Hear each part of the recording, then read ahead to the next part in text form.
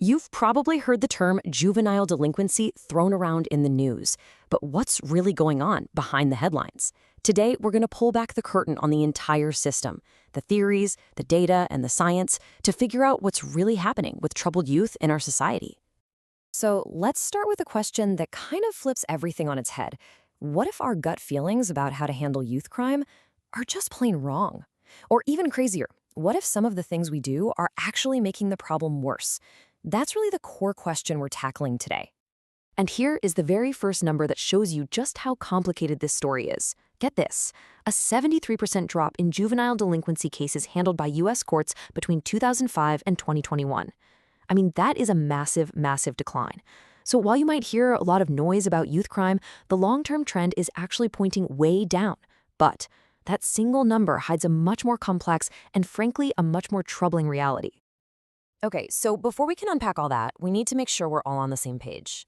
Let's start with the basics and define what we're even talking about. At its most basic level, juvenile delinquency is just a criminal act committed by someone who's not legally an adult.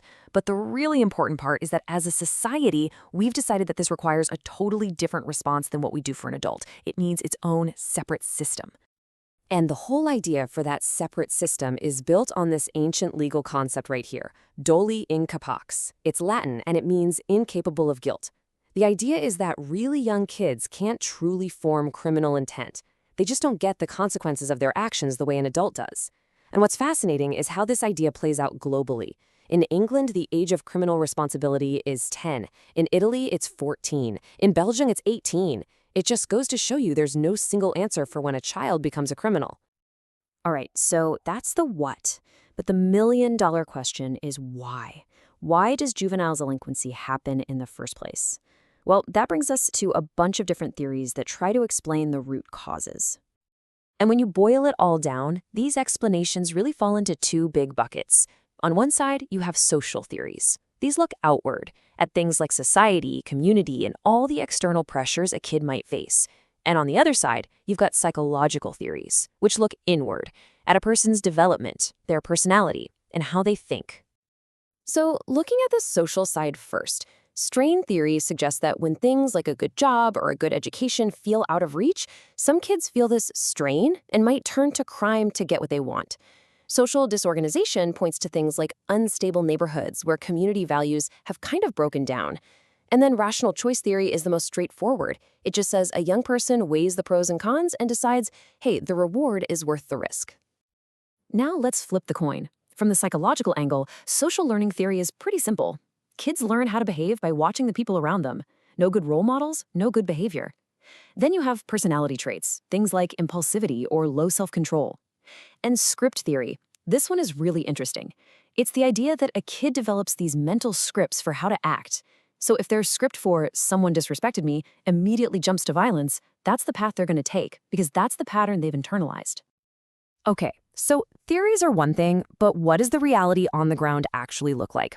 Let's shift gears from the why to the what and dive into the numbers that are shaping the juvenile justice system right now. And we're back to that 73% number. On the one hand, this is a massive public policy success story, right?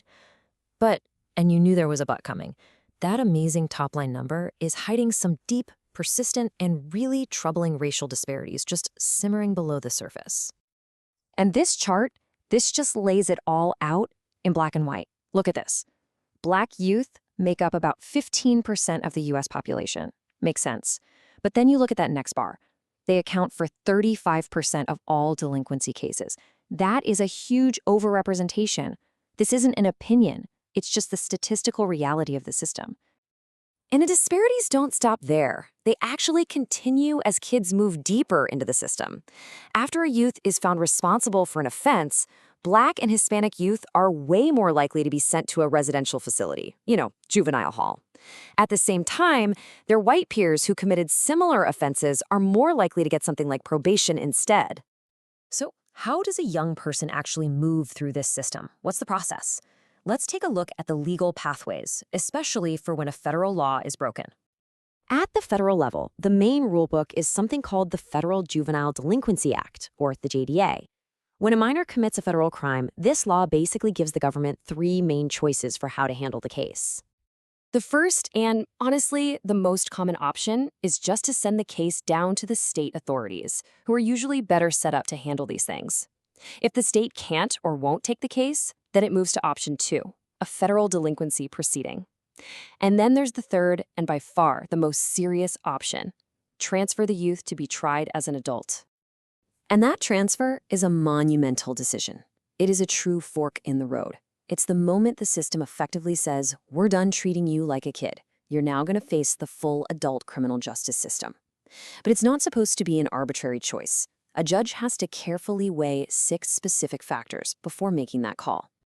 And here they are. The court has to look at the whole picture: the youth's age and background, how serious the crime was, if they have a prior record, their level of maturity, whether they've been through treatment before, and what programs are even available to help them.